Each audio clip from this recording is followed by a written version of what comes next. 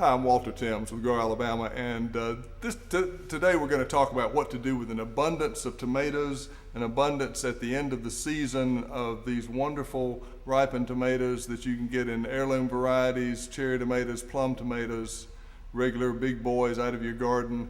What do you do with those when they're in such wonderful quantity right now, and how do you make the best use of them? A couple of things that immediately come to mind: you can can them and put them up so that they're available for spaghetti sauces and other sauces later in the year. Grow Alabama will happy, if you don't really want to do that yourself, Grow Alabama will be happy to sell you some canned tomatoes for $5, and you just add them to your next order. For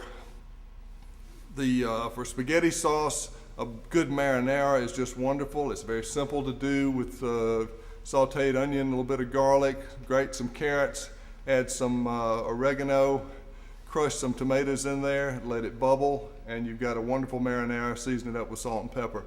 Today, though, we're going to show you how to make a really incredible tomato soup.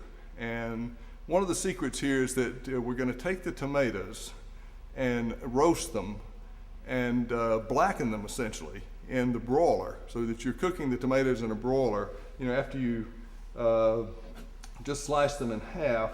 I'll just demonstrate. I've already roasted some that are right here, but if you took a tomato like so, one of these very nice Grow Alabama tomatoes, put it on a baking pan, drizzled olive oil on it, put some oregano, maybe a little fresh basil if you have some chopped up, and put that under the broiler.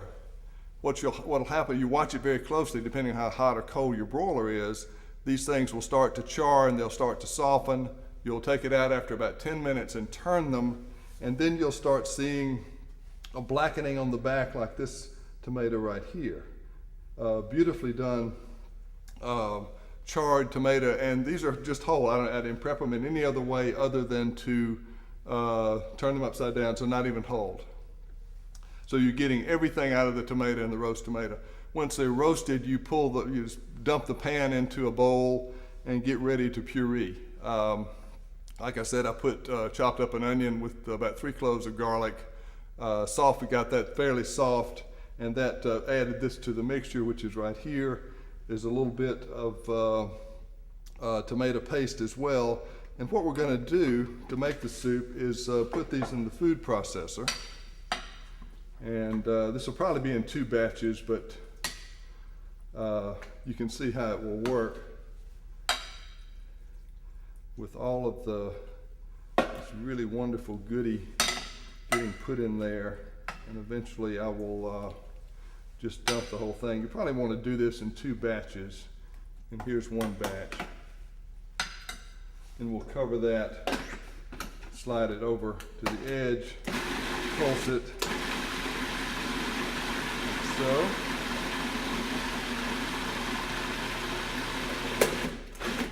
You want it fairly rough. You don't want an absolutely crystal and pure puree. And if you can take a look at this, you'll see about the right texture. And if you look closely, you can see the little charred bits of tomato in there. That really adds some good flavor to it. You'll put this into a pot and finish with the next batch of tomatoes to the pot. And I'll do that in a moment. But to the pot, we're going to add a little bit of fresh chicken stock. Anytime that you're cooking a chicken, buy a whole chicken. It's a lot better for you. It's a lot easier to do, and you get the benefit of having the backbone, wing tips, and some other chicken meat that you can put into a stock pot and make a nice stock. This happens to be a stock that is not, I didn't roast the bones before I put it in, so it's a fairly light stock, which is what you want with here. We're going to put about a half a cup of that in there. We're going to take a little bit of red wine, maybe a quarter of a cup, and when you put that in there, you're going to stir that in as well.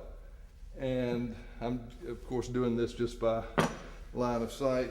Get that stirred up all together, and as the soup starts to bubble, any alcohol in the wine is going to bubble off. You're just going to get the flavor. You're not really looking to make a wine sauce.